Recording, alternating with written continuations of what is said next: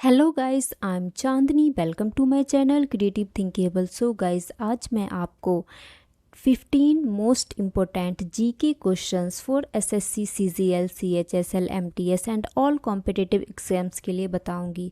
तो गाइस, मैं आपको पार्ट 1 में 15 मोस्ट इम्पोर्टेंट क्वेश्चंस बताऊंगी and then 10 most important questions part 2 में बताऊंगी एंड देन आपको मैं एक वीडियो पूरा प्रोवाइड करा दूंगी जिसमें 25 क्वेश्चंस होंगे जीके के एक साथ। तो गाइस, देखते हैं आज का क्वेश्चन नंबर फर्स्ट। राष्ट्रीय आय का क्या अर्थ है? ए वेतन, बी किराया, सी सभी स्थायी लागत का जोड़, डी उपरोक्त में से कोई नहीं। तो गाइस, राष्ट्रीय आय का अर्थ ऑप्शन डी, ये तीनों जो है नहीं होगा, यानी option D is the right answer.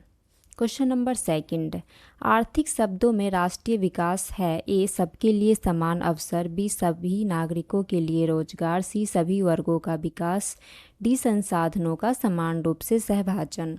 तो आर्थिक शब्द में राष्ट्रीय विकास, संसाधनों का समान रूप से सहभाजन, यानी option D is the correct answer.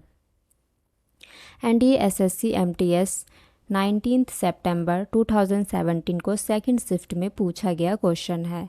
तो गाइज, ये क्वेश्चंस मोस्ट इम्पोर्टेंट है।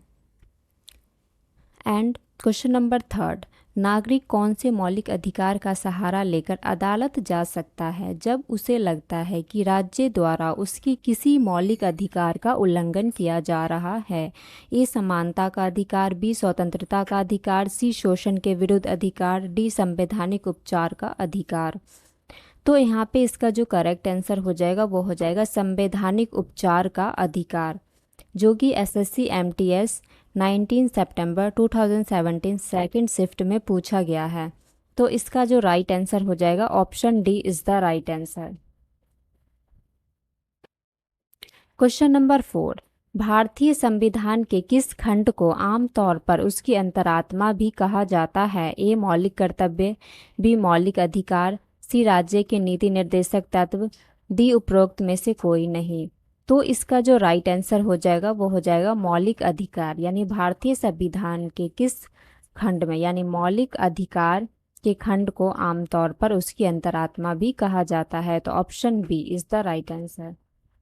क्वेश्चन नंबर 5, गुप्त वंश के किस शासक ने सबसे पहले महाराज धीराज जैसी बड़ी उपाधि धारण की थी? ए अशोक, बी चंद्रगुप्त फर्स्ट, सी Samudragupta, D Chandragupta second.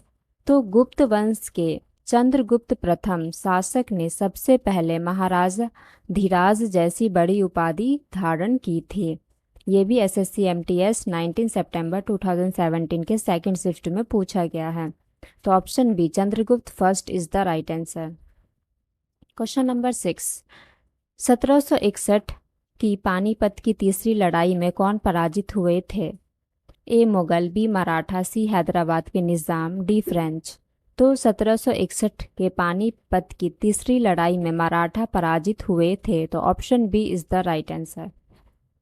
Question number 7, प्रधानमंत्री सुरक्षा बीमा योजना 18 से डैश वर्ष तक की आयु के सभी नागरिकों के लिए उपलब्ध है? ए 50, बी 60, सी 70, डी 80। तो इसका जो राइट आंसर हो जाएगा 18 से 70 वर्ष तक की आयु के सभी नागरिकों के लिए उपलब्ध है, यानी option C is the right answer.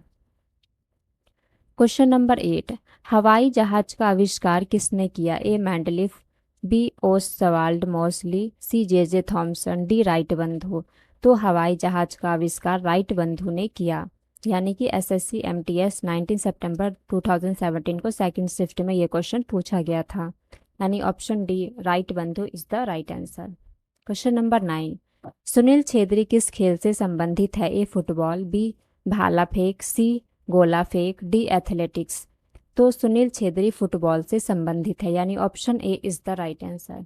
Question number 10, किसने बॉक्सिंग के लिए वर्ष 2016 में अर्जुन पुरस्कार जीता है? A Manoj Kumar, B Mary Kom, C Dinesh Kumar, D Shiva Thapa. तो शिवा थापा बॉक्सिंग के लिए वर्ष 2016 में अर्जुन पुरस्कार जीता था।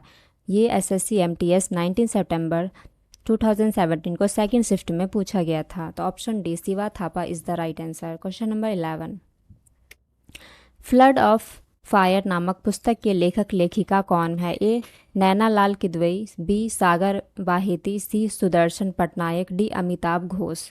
तो फ्लड ऑफ फायर नामक पुस्तक के जो लेखक थे वो थे अमिताभ घोष, यानी option D Amitabh Ghosh is the right answer. Question number 12, Bharat तथा पाकिस्तान के अलावा परिवहन तथा पारगमन गलियारों पर चाबहार त्रिपक्षीय समझौते में तीसरा भागीदार देश कौन है? ए पाकिस्तान, बी कजाकिस्तान, सी ईरान, डी बांग्लादेश।